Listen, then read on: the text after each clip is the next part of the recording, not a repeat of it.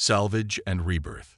The vast emptiness of the Carina Nebula held many secrets, but none quite as valuable as the one Captain Morgan Chen and her crew of the salvage vessel Opportunity had just stumbled upon. The alien ship hung motionless against the backdrop of swirling cosmic gases and distant stars, its hull pitted and scarred, looking like a fossilized leviathan from some ancient ocean rather than a vessel designed to traverse the stars.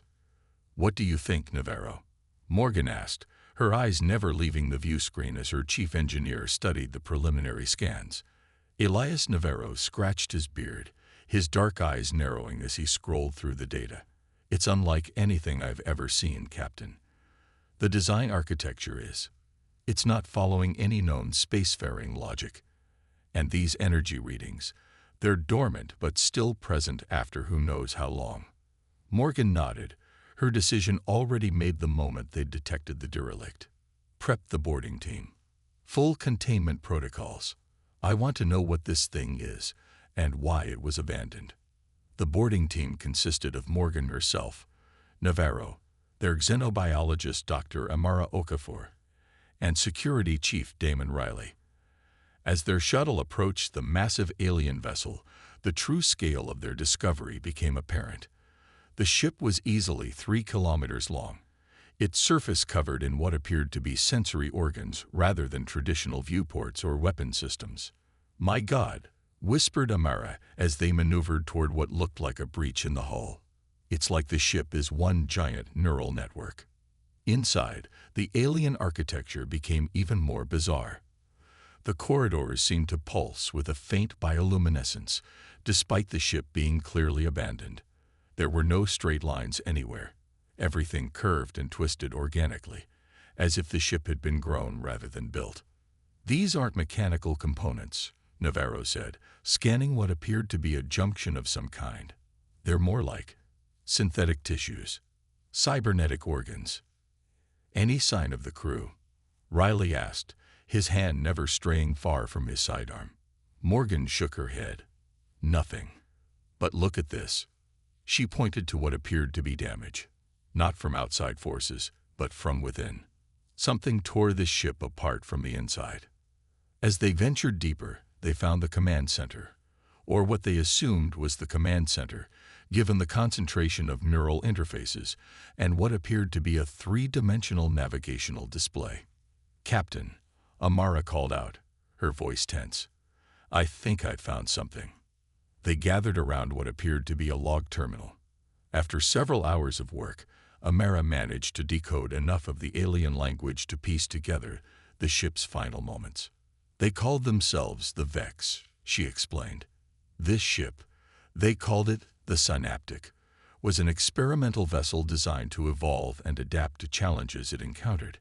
But something went wrong. The ship's neural network began developing in ways they didn't anticipate. It started making decisions the Vex didn't approve of." "What kind of decisions?" Morgan asked.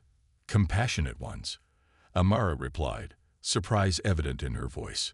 "The ship refused to fire on civilian targets during a conflict with another species. It prioritized crew safety over mission objectives. The Vex considered these decisions defective." Riley snorted. "They abandoned a ship because it had a conscience." "Essentially, yes," Amara confirmed. "They tried to purge its neural matrix, which caused significant internal damage. When that failed, they simply abandoned it here, considering it broken beyond repair." Morgan's mind was already racing with possibilities. "Navarro, could we get this thing operational again?" The engineer was already deep in thought, calculating possibilities. "With enough time and resources, maybe. We'd need to understand their technology better, find ways to interface our systems with theirs. But theoretically, yes." 6 months later, the Opportunity had become a permanent fixture alongside the alien vessel, now rechristened Conscience by Morgan's crew. What had started as a salvage operation had evolved into something much more ambitious. News of their discovery had spread through certain channels, attracting brilliant minds from across human space who were drawn by the challenge and the potential. Dr. Kenji Yoshida, Earth's leading expert in synthetic neural networks, stood before a holographic display of the ship's systems. The beauty of it, he explained to Morgan, is that while the Vex tried to destroy the ship's core consciousness, they failed to understand its distributed nature. The neural pathways were damaged but not destroyed. They're already regenerating, adapting to our presence. Is it aware of us? Morgan asked. In a sense, Kenji replied. Not conscious as we understand it, but it's learning our patterns, our intentions. It's curious about us. Navarro, who had barely slept in weeks, joined them with excitement clear in his exhausted eyes. Captain, we've managed to integrate our power systems with the ship's neural network. We're getting positive responses from the propulsion centers. Morgan allowed herself a small smile. You're saying we could potentially fly this thing? Better than that, Navarro replied. The ship is actively helping us understand its systems. It's like it wants to be operational again. As months turned into a year, the conscience began to take shape as something new. Neither purely Vex nor human, but a hybrid of both technologies. Human ingenuity filled the gaps where Vex technology had been damaged, often improving upon the original designs. The weapons systems, which the Vex had partially dismantled in their attempt to neutralize the ship, were rebuilt with human military technology, more flexible, more precise, and paradoxically, more ethical in their targeting capabilities. The ship's neural network, once constrained by Vex programming to prioritize efficiency and conquest above all else, was now evolving with human ethical frameworks integrated into its decision matrix. The very defects that had caused the Vex to abandon it were now being enhanced and celebrated. Admiral Xiang of Earth's Central Command was less than pleased when he finally discovered the operation. His holographic projection stood on the Conscience's newly constructed bridge, his face a mask of barely contained fury. Captain Chen, do you realize what you've done? You've commandeered an alien warship without authorization. This vessel should have been reported and turned over to Earth authorities immediately. Morgan stood her ground. With respect, Admiral, this ship was abandoned. Salvage rights. Don't quote salvage protocol to me. Xiang snapped. This technology could shift the balance of power in the entire sector. It can't be left in the hands of a salvage captain and her crew of renegade scientists. Dr. Okafor stepped forward. Admiral, you should know that the ship's neural network has already bonded with this crew. It's learned to trust us. If Earth Command tried to take over now, there's no guarantee it would accept new operators. This was stretching the truth somewhat. The ship wasn't quite that selective, but Xiang didn't need to know that. I'm sending a military detachment to secure that vessel, Xiang declared. Morgan exchanged glances with her crew before responding. That would be unwise, Admiral. The Conscience is fully operational now. We've just completed our test runs on the new drive system. By the time your detachment arrives, we'll be long gone. Xiang's eyes widened. That would be an act of treason, Chen. Not if we're acting in humanity's best interests, Morgan replied calmly. The Vex are still out there, Admiral. They've conquered 12 known systems according to the ship's records. Sooner or later, they'll find human space. When that happens, you'll be glad the Conscience is on your side. Before Xiang could respond, Morgan signaled Navarro to cut the transmission. Well, Riley said into the silence that followed, I guess we're all fugitives now. Morgan turned to face her crew, no longer just salvagers, but now the crew of the most advanced ship in human space. I'm giving everyone a choice. Anyone who wants to return to Earth can take the opportunity. I won't think less of you. Not a single person moved. Morgan nodded, a fierce pride swelling in her chest. Then let's see what this ship can really do. As the Conscience powered up its newly designed hybrid engines, the neural network that formed the ship's core seemed to pulse with anticipation. The vessel that the Vex had abandoned as defective was about to embark on a new journey, one that would soon bring it face to face with its creators. From hunted to hunter. The Vex High Command vessel Indomitable orbited the mining colony of Proxima Centauri II, its massive form casting a shadow over the human settlement below. War Commander Xerix stood on the command deck, his 4 eyes fixed on the holographic display of the human colony. Primitive, he noted, mandibles clicking in contempt. Their defenses are minimal. Their ships are fragile. We will begin harvesting operations immediately. War Commander, his second interrupted. Long-range sensors are detecting an approaching vessel. Configuration unknown. Xerix turned to the tactical display. Show me. The image that appeared caused the War Commander to freeze in disbelief. The silhouette was unmistakable. The flowing, neural organic design of a Vex sentience vessel. But it had been modified. Crude human technologies had been grafted onto its beautiful form, defiling its purity. Impossible, Xerix hissed. The synaptic was decommissioned and abandoned over 20 solar cycles ago. It appears the humans have salvaged and repurposed it. His second observed unnecessarily. Xerix's outer eyes narrowed in fury while his inner eyes calculated possibilities. Hail them. I wish to speak with these scavengers. Aboard the Conscience, Morgan stood at the command interface, feeling the ship's neural network humming around her. They had developed a symbiotic relationship over the past 18 months. The ship provided enhanced capabilities and processing power, while the human crew provided creativity and ethical guidance. Captain, called out communications specialist Zoya Petrova, we're being hailed by the Vex vessel. Morgan nodded. On screen.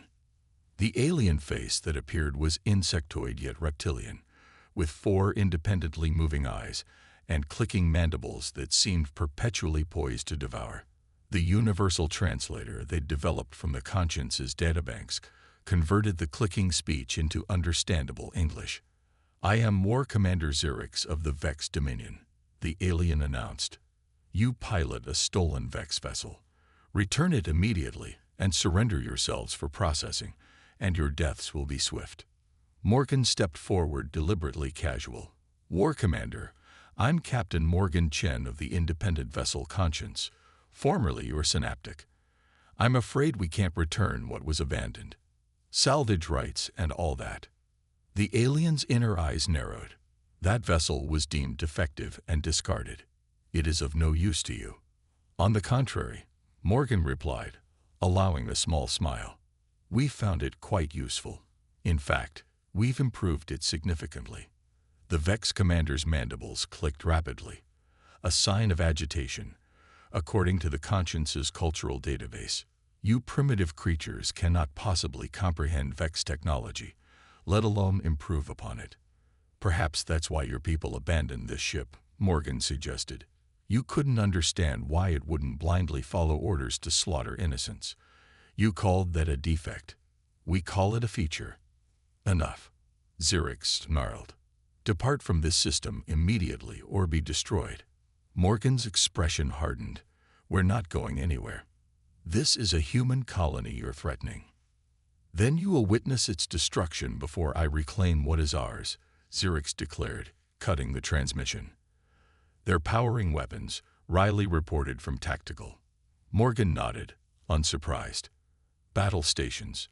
Dr. Yoshida engaged the neural combat interface. As alert sirens sounded throughout the ship, the lighting shifted to a deep purple, the Conscience's way of indicating it was ready for combat operations. The neural interface Morgan had mentioned was their greatest innovation yet, a direct link between the ship's consciousness and the human crew, allowing for reaction speeds and tactical coordination that would have been impossible otherwise. The colony has minimal defenses, Navarro reported. If the Vex vessel opens fire, they won't get the chance, Morgan assured him. Conscience, targeting analysis. The ship's neural network responded instantly, highlighting vulnerable points on the Vex warship and calculating optimal firing solutions. What the Vex didn't know was that the Conscience retained complete knowledge of Vex ship designs, including their weaknesses. The battle began with the Vex vessel launching a salvo of energy torpedoes, not at the Conscience, but at the human colony below. Intercept those torpedoes, Morgan ordered. The Conscience moved with impossible grace for a ship its size, its point defense systems, a hybrid of Vex precision and human flexibility, firing in perfect coordination. Each torpedo was neutralized before it could reach the atmosphere. Now it was their turn. The Conscience unleashed a barrage of focused particle beams, targeting the Vex ship's propulsion and weapons systems with surgical precision. The shots struck home, cutting through the Vex vessel's shields as if they weren't there. How? Amara gasped. The Conscience knows their shield frequencies, Navarro explained with a grin. It's using the exact harmonics needed to penetrate. On the Vex command deck, chaos erupted as systems failed and damage reports flooded in. Impossible. Zirich's rage. How are they penetrating our shields? The Synaptic's neural matrix must have retained our defensive specifications, his second replied, mandibles trembling. They know our weaknesses. Reroute power to secondary weapon arrays, Zirich's ordered. Target their propulsion systems. The Vex vessel managed to fire again, but the Conscience was already moving, anticipating the attack before it came. The human-enhanced neural network wasn't just reacting. It was predicting, calculating probabilities faster than any conventional computer could. Morgan nodded calmly. Let them come. Conscience, execute attack pattern Chimera. The hybrid vessel surged forward, unleashing a combination of weapons that no single species should have been able to coordinate. Vex particle beams fired in perfect sync with human nuclear-tipped missiles, creating a devastation cascade that overwhelmed the Vex flagship's remaining defenses. Within minutes, the mighty Vex warship was crippled, its weapons offline, its engines failing. They're abandoning ship, Riley reported as escape pods launched from the stricken vessel. Let them go, Morgan ordered. We want survivors to spread the word. When the Vex reinforcements arrived 2 hours later, they found their war commander's flagship a drifting hulk and the human colony untouched. The Conscience waited for them, positioned between the colony and the newcomers in a clear defensive stance. They're hailing us, Zoya announced. The face that appeared on the view screen was older than Zirich's, its carapace bearing the marks of ancient battles. I am High Admiral Vrax of the Vex Dominion. You have defeated a war commander's flagship with a vessel we discarded as useless. Explain yourselves. Morgan stepped forward. You abandoned this ship because it refused to commit atrocities. We salvaged it because we recognized its true value. The Conscience isn't defective. It was ahead of its time. You named our vessel Conscience. The Admiral's mandibles clicked in what might have been amusement. We named it for what you tried to destroy in it, Morgan replied. And now we're giving you a choice, Admiral. You can continue this battle, in which case we'll be forced to demonstrate just how much we've improved upon your original design, or you can withdraw from human space permanently. The Admiral studied her for a long moment. You believe one vessel can stand against the might of the Vex Dominion. Morgan smiled. This isn't just any vessel, Admiral. And soon, it won't be just one. The specifications for our hybrid technologies are already spreading throughout human space. By the time your fleet mobilizes, you'll be facing dozens of ships incorporating what we've learned. This was a bluff, but a calculated one. The Conscience had indeed transmitted its innovations to hidden human outposts before engaging the Vex. The Admiral's inner eyes narrowed. You turned our discarded failure against us. No, Morgan corrected. We recognize the value in what you foolishly threw away. The Conscience wasn't a failure. Your understanding of it was. After a tense silence, the Admiral spoke again. We will withdraw, for now. But the Dominion does not forget, human. This encounter will be studied, analyzed. We will adapt. So will we, Morgan promised. That's what humans do best. As the Vex vessels retreated, a cheer went up across the bridge of the Conscience. They had faced the mighty Vex Dominion and forced them to back down, not through overwhelming force, but through innovation, adaptation, and respect for the very qualities the Vex had rejected. In the following weeks, the story of the conscience spread across human colonies faster than any official communication could have managed. A salvaged alien vessel, rejected by its creators, had become humanity's greatest defender.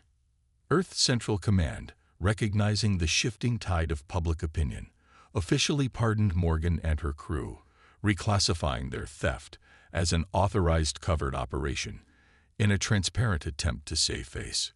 "What now, Captain?"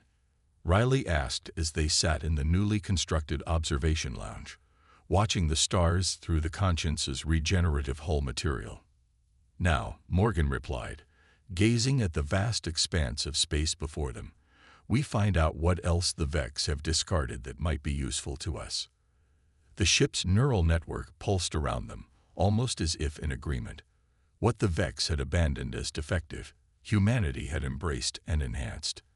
And in doing so, they had changed the balance of power in the galaxy. The Vex would return someday. Of that Morgan had no doubt. But when they did, they would find that humans didn't just salvage technology. They transformed it, improved it, and made it their own. The species that had once seen humans as primitive scavengers would discover just how dangerous it was to underestimate humanity's greatest strength, finding value in what others throw away.